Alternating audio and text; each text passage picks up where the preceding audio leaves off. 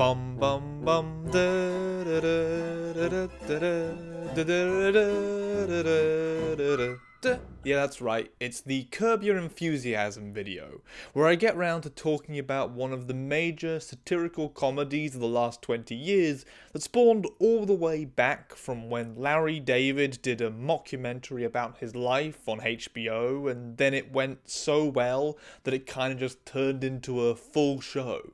I tend to say stupid things to black people sometimes. Stupid things, that's like gonna be in the time capsule. It was also renowned for the way that it mostly used scripts as an outline and allowed the actors to improvise off of it, utilizing the talent of the stand-up comedians and comedy actors that it got to do stuff on the fly and off the cuff. Also, throughout its 12-season run, it did end up having a trans episode, admittedly close to the end in Season 12's Episode 9, Ken/Kendra.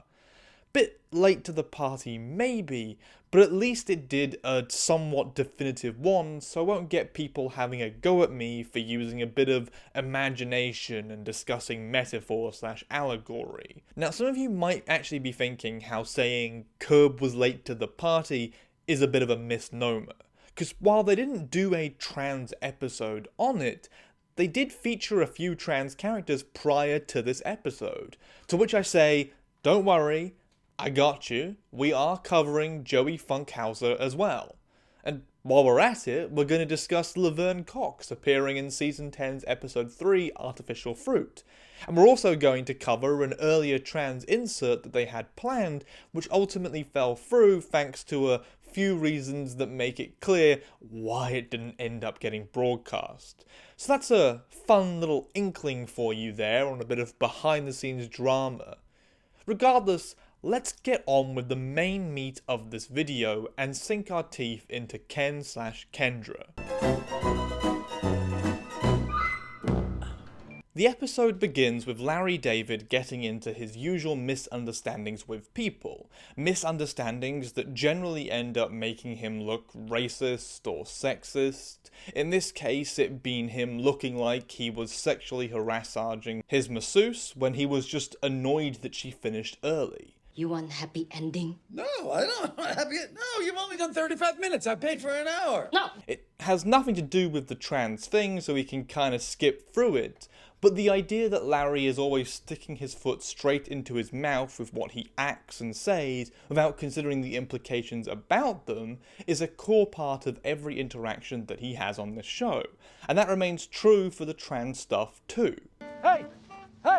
Cut it! Jesus! Also, before we get to the point, holy shit, look, it's Matt Berry, one of my favourite actors of all time. The guy never fails to make me laugh, so his inclusion here is a great sign for me specifically. Also, check out Toast of London if you haven't, it's a really good show. I've just given the order to fire the nuclear weapons. I've just unleashed Armageddon. Yes, but the feeling here is that you could do it in a way which is a little less dramatic. Anyway, all of this gets us to the thing that matters, which is that Larry David knows the boss's agent guy, Ken, because Ken used to work at Universal, where Larry also did some work on Seinfeld. Oh, and he was also called Kendra back then, because this guy's a trans man. Larry seems to be processing this information pretty poorly, taking it kind of badly considering the fact that by this point he has met a few trans people, and we discover that the reason for that shock is that he used to date Ken before Ken transitioned. And I used to be Kendra, and now I'm Ken. Remember Kendra? While Larry is going through the motions of saying nice things and trying to be genial here, it comes off pretty fast that he really is not comfortable conceptually with this idea, that the person he hooked up with is a guy now, and how that interacts with presumably his own sexual identity, and how it appears to the other people in the room.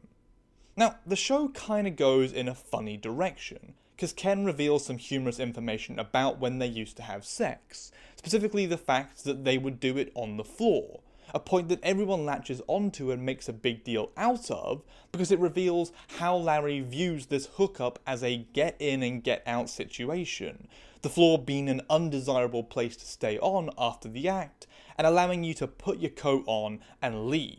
Because if you have sex on the floor, nobody wants to hang out on the floor afterwards, so you can, put your coat on and go home. I like that rather than everyone hyper-fixating on the trans aspect of this whole thing, it instead fixates on the Larry David being a weird, odd little man vibe.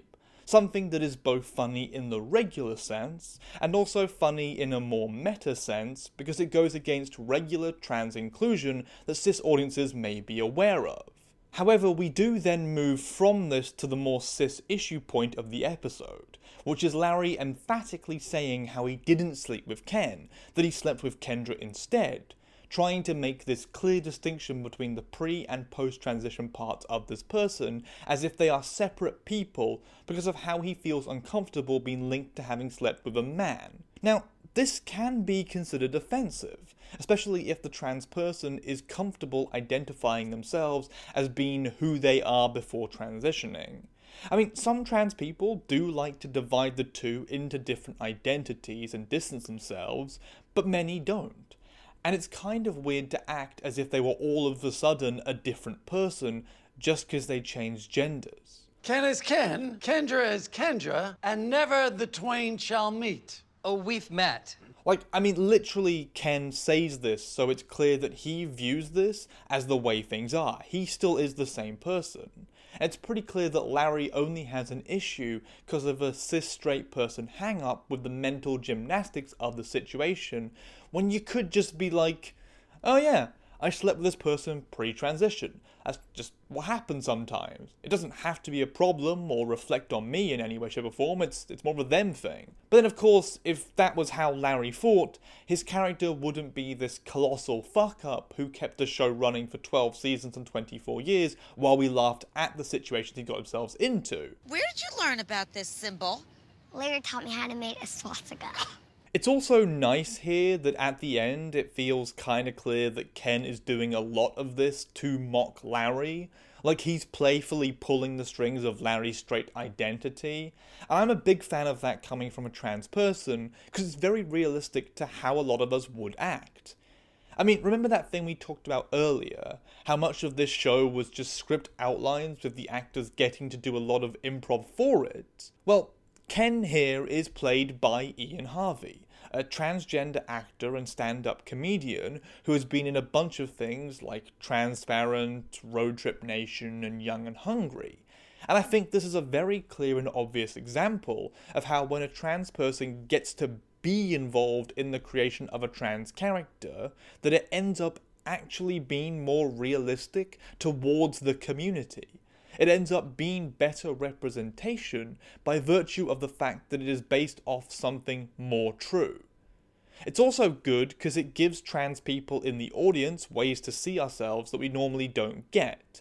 It normalizes trans people for the cis audience, and it also gives trans actors more power in the industry and a voice. The episode then goes through a bunch of hoops. Larry gets COVID, Bruce Springsteen gets COVID, Larry is blamed for giving Bruce COVID, Larry has to go with that masseuse from earlier to break into Bruce's house to get a photo with Bruce for her as a way of stopping her from #MeTooing him. Ken turns up to find this happening and tries to get them to leave, saying how he knew that Bruce meeting Larry was a bad idea, probably because of the fact that Ken knows Larry and knows how much of a fuck-up the dude is. There you go. Yeah, there you go. need to get out of here, Larry. All right, we'll take our leave Come on, now. come on, please, no photo. And that's pretty much it for the episode. Now, it might seem kinda weird to call it a trans episode. I mean, a trans reveal is a part of it, and a trans character exists in it, and the name of the episode is called after that situation, but it's not like it goes anywhere. It's not like it does anything more than just happen, and that's because that's kinda how most Curb Your Enthusiasm episodes function. It's a series of events that don't necessarily build into a larger narrative, except for just proliferating comedy and bringing you along in what is ultimately an exaggerated look at life. So in that regards, yeah, it's not a trans episode, no matter how many times articles called it that. But it does have its own advantages too. The trans person in question gets to just exist. They're not automatically a bit or a center point because of who they are. They're a person with their own story and their own identity and their own jokes too. One's at the expense of the main character, Larry David. Yeah, when Larry wanted something, Larry was real cuddly, weren't you, Larry? And then afterwards, nah, not so much. I think those aforementioned articles probably perceived this as underwhelming, as well as maybe being not amazing representation, because it's not like Larry learns a lesson from this. But I don't think that those have to be the essential elements by which we judge good trans representation. I mean, like I said, it's certainly the one a lot of articles took. A lot of them took potshots at this as a mediocre or a bad trans episode. But frankly, when compared to other Curb episodes, the characterization is the same. It gives trans people the same treatment as cis people, while also still allowing them to be openly trans and present themselves in a way that puts their transness in a visible manner. So I think that it's kinda silly to take issue with how that was done. But now we have to work our way backwards, so that I can show you how Curb got to this point, and what other trans stuff Curb put in. Our next trans thing to discuss is Laverne Cox from Season 10's Episode 3, Artificial Fruit. What? It's artificial fruit. Good, right? Holy mackerel. I know. Now the fun thing with this is how it is quite similar to the Ken character. Laverne Cox's trans identity is openly acknowledged and part of who she is, but isn't all that she gets to be within the episode. It instead being mostly about Larry setting up his Spike coffee shop and dealing with another lawsuit from another woman that he has managed to upset because that dude has a serious fucking problem of pissing people off in the wrong ways. Seriously, guy has more lawsuits in this show than your average oil company. In this case, it leads us to our trans character because to settle this lawsuit, Larry has to make a donation and do a speech at a sexual harassment survivors charity. We also get an argument over the fact that you apparently can only eat apples blithely. Blithely eating an apple here. We're really talking about... There's no other way to eat an apple but blithely. Something which I don't think is true because I have eaten apples in a variety of emotions before. Timid, depressed, joyful, angrily, scared, furious at the apple for not being a better fruit, mad at myself for not having chosen a better fruit. Okay, admittedly, it's a lot of angry eating with apples, but I will admit that apples do lend themselves towards the more villainous of attitudes, so that's not surprising. What were we talking about again? Oh, that's right. We're on the unsteady train tracks towards Laverne Cox at this sexual harassment charity. Part of the way to that is Larry fighting with another old man over a credit card at a Spanish lady's funeral, and attacking a poster of Ted Danson as General Lee because Ted is sleeping with his ex-wife. What the fuck? Holy shit. Yeah, these episodes are a nightmare of just a bunch of barely connected plot lines. Finally, though, as Larry is riffling through his speech cards, Laverne Cox walks on in, her being another person who is speaking at this Survivors United event. She's also playing herself, so it's a trans person playing the characterization of themselves, which I think makes them a trans character, if I've checked my notes correctly. Laverne doesn't shake Larry's hand, specifically because she has a cold, a piece of important information because it will play a big part later on. And Laverne just acts like a normal, very considerate person, having a conversation with Larry about the fact that she wouldn't want to give someone else a cold by touching them, because she wouldn't want that to happen to her. And it's nice to see that the transness here is not really dived into with her mentioned. So considerate of you. Thank you so much. You know what? Most people don't do that. I mean, it's known, because by this point Laverne is one of the biggest trans stars in the world. This is after the whole Time magazine cover thing. But she gets to be a person here at first, beyond that. A theme that you might notice does crop up a lot during these Curb episodes. Trans people get to do what they want with their characterization, and take it however slow or fast or information heavy or evidently trans as they want. We also get the important thing here from the conversation between Laverne and Larry, which is emphasizing the fact that Larry is a really shit dude in this show, that he isn't normal, and that he is kind of an ass. like when he wants Laverne to introduce him as speaking 6 languages, despite openly admitting to only speaking 1. You speak 6 languages, Larry? Oh my God, that's amazing. No, I only speak 1 language. There is a facade to his person, and Laverne is just not getting it. But that's to continuously keep cluing us, the audience, in on the fact that we're not meant to be looking at Larry as this correct individual who we're meant to take our cues from. That is a major, major feature that I think allows a show like Curb to have the character be a piece of shit or do things that are not great around people, like what we saw with Ken the previous episode, and not get in trouble for it. You might understand that Larry keeps getting screwed over by misconceptions, but he allows those misconceptions to keep happening because he puts himself in bad positions, and has a very misanthropic attitude towards people and the world that makes him off-putting. Larry also does the thing here that is amazingly cisgender, where he tells Laverne about how one of his friends has a child who is transitioning from being a daughter to being a man, the character of Joey Funkhouser that we'll be getting into next, and that is legitimately such a great insert to do, especially because Larry then uses it as a springboard to jump to asking Laverne a bunch of trans questions that she is clearly just going through the motions for, because the questions are fucking stupid as shit. Can you donate a penis to a person who's transitioning? Like, yeah, those questions are offensive. And meeting a trans person and going, oh hey, you're trans, I know a trans person, what do you think of that? Is certainly something that is just odd, but it's also super duper common. I've dealt with it so much, and I'm sure many of the trans people watching will recognise this as something they have also dealt with. It's kind of good that the show is showing this, and is also making it clear how Laverne is not on board with the inane and ridiculous nature of Larry's inquisition, and that Larry is kind of in the wrong here. Okay, I think I got it. I think I understand. Alrighty, Larry. The episode only gets more cringe from here for Larry, with him talking to a person about how he has totally done advocacy for women in the past because he pursued them, arguing that his attempts to get with women is some kind of pro-women activism, which I think does feed that perception we should have of his character of just being a walking facepalm. I'm advocating for them by pursuing them. Right. Okay. Especially if sex resulted from it, that would be fine. And he also then gets the second part of how things go for him in episodes, when he refuses to hug Laverne Cox on stage because of that whole cold thing from earlier, which the crowd takes to be him refusing to touch her because she is a trans woman.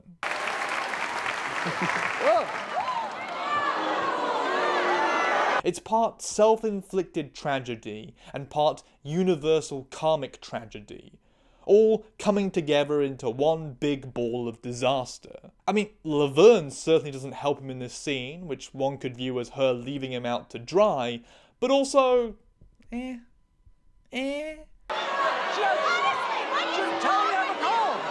response to this optical nightmare, Larry and his lawyer begin spitballing how he can refix his image that is already in the dumpster, and Larry suggests a bunch of atrocious ideas, like making out with Laverne Cox, or hugging her, or slow dancing with her, or suggesting that he be in bed with Laverne Cox like John Lennon and Yoko Ono, and Jesus fucking Christ. Like, I get we're meant to laugh at him and his suggestions, but hot damn do all of those suck, and reveal a complete lack of any kind of self-awareness from the character, which is fine, because it's a character that we're not meant to sympathise with, if that bears repeating to you. This isn't the real Larry David. And that's all we really get of that from this episode. I'll be in bed with Laverne Cox.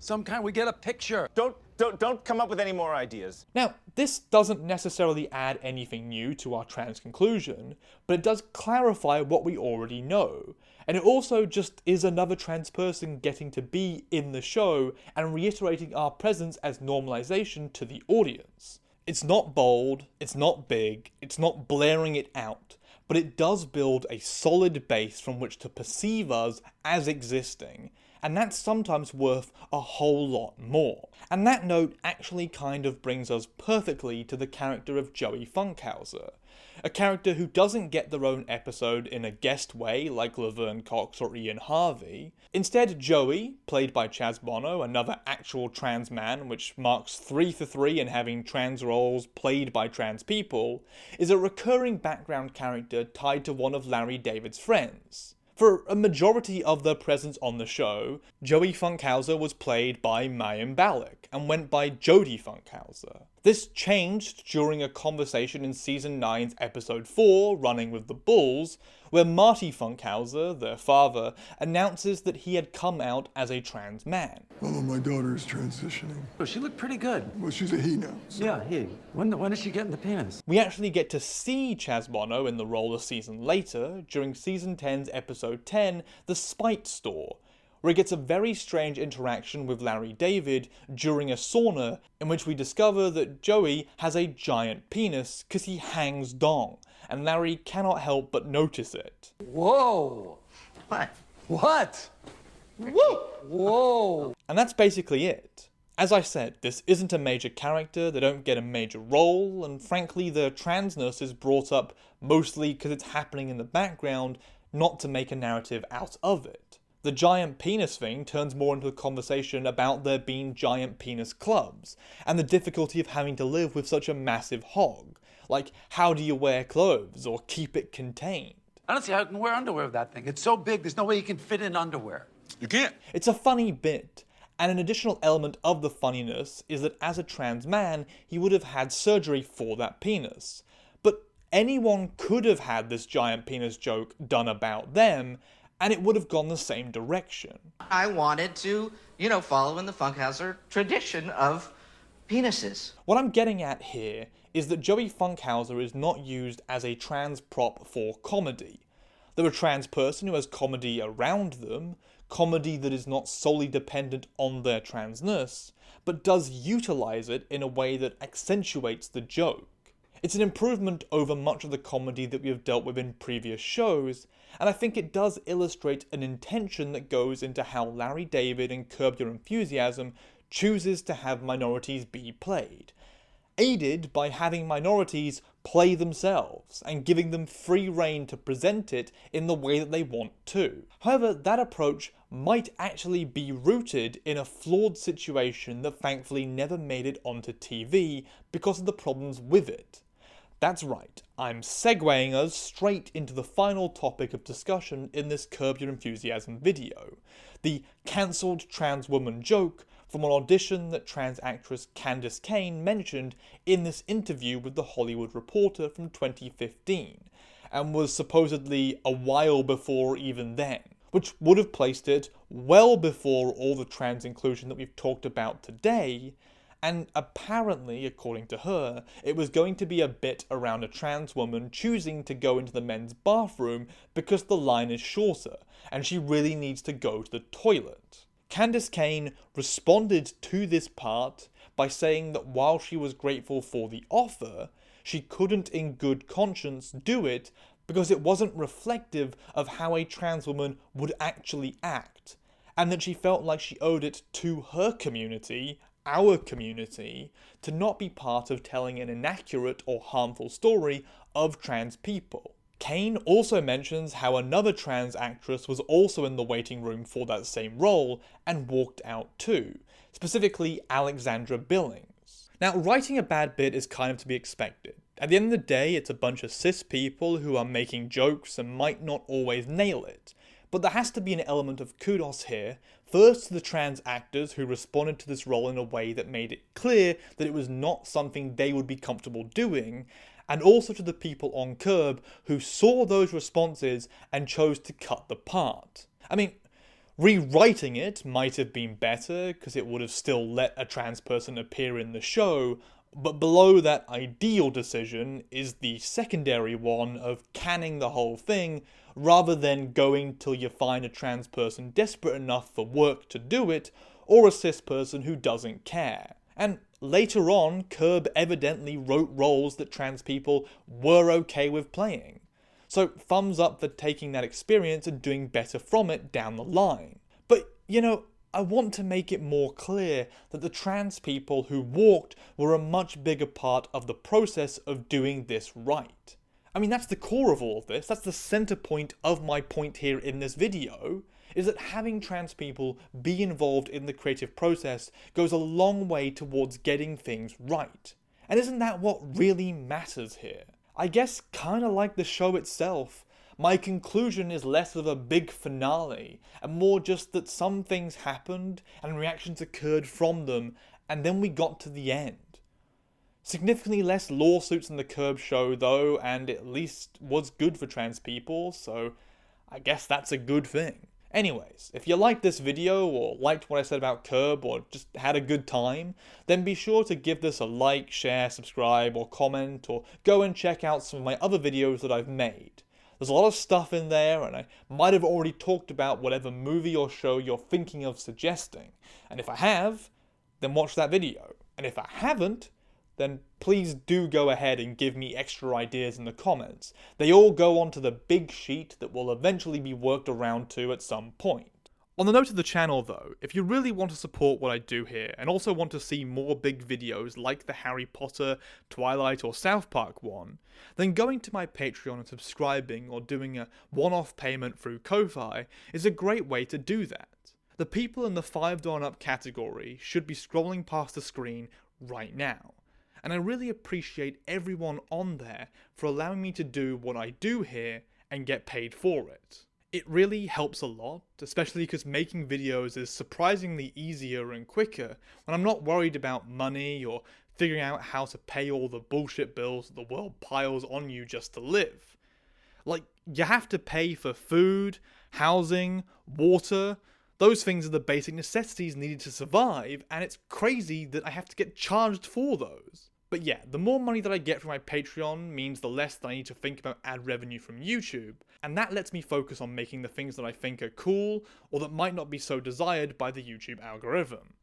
And I think that is probably better for the artistic quality of them. Yet again, huge thanks to everyone on my Patreon, YouTube membership, or who pay to my Ko-Fi. You are godsends who really let me do what I love doing here. Other than all of that, thank you for watching this video, and hope you have a great day. Just something you want to say, Merlin? No? Nothing?